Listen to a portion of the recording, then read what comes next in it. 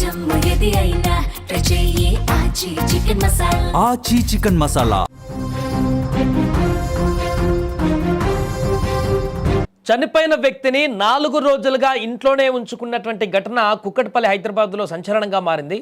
దీంట్లో ఇప్పుడు అనేక అంశాలు బయటకు వస్తున్నాయి. హైదరాబాద్ కుక్కట్పల్లిలో ఓ ఇంట్లో 4 రోజులుగా మృతదేహాన్ని ఉంచిన కేసులో షాకింగ్ విషయాలు ఇప్పుడు వెలుగు చూస్తున్నాయి. మృతదేహానికి అంత్యక్రియలు నిర్వహించకుండా ఇంట్లోనే ఉంచి ప్రార్థనలు చేస్తున్నామంటూ వింతగా మాట్లాడినటువంటి ఘటన ఇప్పుడు అక్కడ స్థానికంగా కలకలం రేపుతోంది.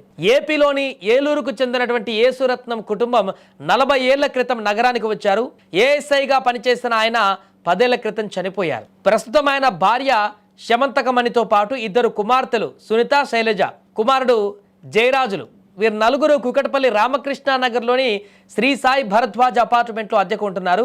3 పిల్లలకు ఇప్పటి వరకు వివాహం కాలేదు. వారం రోజులుగా అనారోగ్య సమస్యలతో బాధపడుతున్నటువంటి చిన్న కుమార్తె శైలజను స్థానిక ఓ ఆసుపత్రికి చేర్పించారు. చికిత్స పొందుతూ ఆమె ఈ నెల 13వ తేదీన చనిపోయింది. అయితే అదే రోజున మృతదేహాన్ని ఇంటికి తీసుకొచ్చారు. ఆ తర్వాత తీసుకువెళ్లి కర్మకాండాలు చేయకుండా, అంత్యక్రియలు చేయకుండా కంప్లీట్గా ఆ డెడ్ బాడీని ఇంట్లోనే దాచిపెట్టారు 4 రోజులుగా. ఎందుకనేది చూస్తే మీరు షాక్ అవుతారు. దాని గురించి మాట్లాడదాం. ఈ యొక్క మృతదేహాన్ని భద్రపరిచేటువంటి రిఫ్రిజిరేటర్లను కూడా తెప్పించి ఆ మృతదేహాన్ని అందులో పెట్టి తలుపులు బిగించుకొని ఇంట్లోనే ఉంటున్నారు వాళ్ళు 4 రోజులుగా. అప్పుడప్పుడు తమ సొంత పనులపైన బయటికి వెళ్ళొస్తున్నారు. ఇలా 4 రోజులు గడిచిపోయింది. దానికి తోడుగా ఇంట్లో నుంచి దుర్వాసన రావడం మొదలైంది. 4 రోజులు అయిపోయింది కాబట్టి. అంత్యక్రియలు ఎప్పుడు చేస్తారంటూ ఆ కుటుంబ సభ్యులను స్థానికులు నిలదీశారు వెంటనే. అయితే స్థానికులపైన ఆ కుటుంబ సభ్యులు దురుసుగా ప్రవర్తించారు. తాము ప్రార్థనలు చేసుకుంటున్నాం, అంత్యక్రియలు మా ఇష్టం వచ్చినప్పుడు చేసుకుంటాం, అడగడానికి మీరెవరు అంటూ స్థానికులతో గొడవకు దిగారు. పైగా వారింట్లో నుంచి దుర్వాసన కూడా వస్తుండడంతో స్థానికులు నిన్న కుకట్పల్లి పోలీసులకు సమాచారం అందించారు. ఇంట్లో ఏదో చేస్తున్నారు, 4 రోజులు అవుతుంది, మృతదేహాన్ని బయటకు తీయట్లేదు, అంత్యక్రియలు చేయట్లేదు, అసలు ఏం జరుగుతుందో ఆ మృతదేహంతో ఇంట్లోకి ఎవరిని రానివ్వట్లేదు అనేటువంటి భయాందోళన కలిగింది. వెంటనే పోలీసులకు చెప్పారు. అయితే పోలీసులకు సైతం ఆ కుటుంబం చుక్కలు చూపించింది. ఇంట్లోకి వెళ్తుంటే ఎంతకీ తలుపులు తీయలేదు. చివరకు పోలీసులతో సైతం మా ఇష్టం వచ్చినట్లు చేసుకుంటాం, అడగడానికి మీరెవరు అంటూ వాగ్వాదానికి దిగారు. అంత్యక్రియలు నిర్వహించకుంటే తామే జిహెచ్ఎంసీకి అప్పగించి కార్యక్రమం పూర్తి చేస్తామని పోలీసులు హెచ్చరించడంతో ఎటకెలకు దిగొచ్చారు. పోలీసుల జోక్యంతో శైలజ మృతదేహాన్ని సొంతూరుకు తరలించారు. కాగా మృతురాలి మానసిక పరిస్థితి సరిగా లేదని, మృతురాలి కుటుంబం ఎవరితోనో కలవరని, మాట్లాడారని, కూడా భిన్నమైనటువంటి జీవితాన్ని గడుపుతారంటూ కూడా అక్కడ స్థానికులు చెబుతున్నారు. వారంతా కూడా చాలా డిఫరెంట్గా ఉంటారని. ఇక ఇదే విషయం గురించి నిజాలు తెలుసుకునేందుకు అక్కడికి ఘటనా స్థలికి సుమన్ టీవీ కూడా నిన్న వెళ్ళింది. అక్కడికి వెళ్తే అనేక భయంకరమైనటువంటి విషయాలు బయటికి రావడం జరిగింది. వారి గురించి స్థానికులు మరిన్ని వివరాలు అడిగి తెలుసుకున్నారు అక్కడ. అయితే వారు సుమన్ టీవీకి షాకింగ్ విషయాలు చెప్పారు. ఇంటి పక్కన వాళ్ళందరూ కూడా అపార్ట్మెంట్లో మృతదేహంతో 4 రోజులు ఉండడం అంటే ఆషామాషి కాదు. దీనికి తోడు వారు ఎవరితో మాట్లాడారని, వింతగా ప్రవర్తిస్తున్నారని కూడా సుమన్ టీవీకి వారి అభిప్రాయాలను పంచుకున్నారు స్థానికులందరూ కూడా. దీంతో అసలు ఏం జరుగుతుంది అక్కడ అనేటువంటిది కూడా విస్తుపోయేటువంటి అంశంగా మారింది. దీంతో ఈ కేసుకు సంబంధించి పోలీసులు ఎట్టకేలకు సీరియస్ అవ్వడంతో వారి ఊరికి తీసుకెళ్లేటువంటి ప్రయత్నాలు మొదలుపెట్టారు. ఏమైంది, ఏం జరిగింది? జరిగిందని లేదండి, హాస్పిటల్కి ఎలా ఎప్పుడు తీసుకెళ్ళారో కూడా తెలియదు. తీసుకెళ్ళిన తర్వాత నిన్న శుక్రవారం సాయంకాలం చచ్చిపోయినప్పుడు తీసుకొచ్చి సాయంకాలం 5 అవుతుంది, 5 గంటలు తీసుకొచ్చారండి. తీసుకొస్తే మేము చూసాం, ఏంటి భార్యలా ఉంది ఏంటి అనుకున్నామండి. ఆ భార్య అనుకుంటే చూద్దాం తెల్లగొడ్డ చేసి ముసుకేసి ఉంది.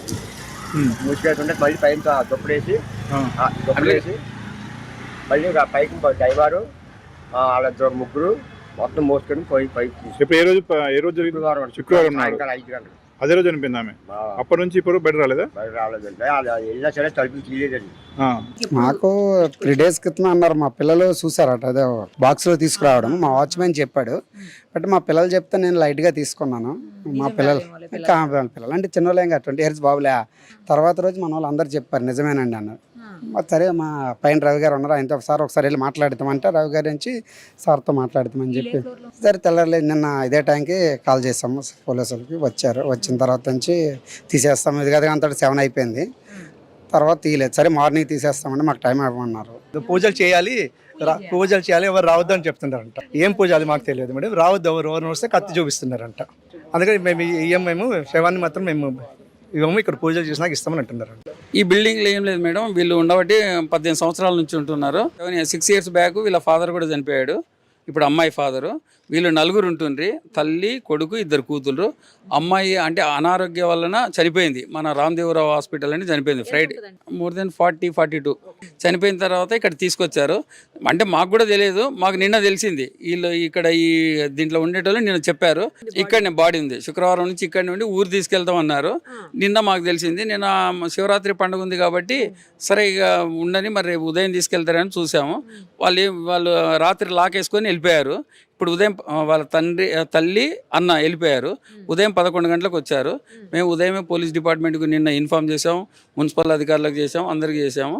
వాళ్ళు ఈరోజు ఉదయం వచ్చేసి ఇప్పుడు పోలీస్ అధికారులు వచ్చి మాట్లాడి వీలైనంత త్వరలో, అంటే దుర్వాసన వస్తుంది బాడీ కాబట్టి 4 రోజులు అయింది, ఇమ్మీడియట్లీ ఇక్కడికి వెళ్ళి బాడీ తీయాలని మేము పోలీస్ అధికారులకు తెలియజేస్తున్నాం. మీడియా ద్వారా, మీ ద్వారా కూడా తెలియజేస్తున్నాం తొందరగా బాడీ తీయాలని.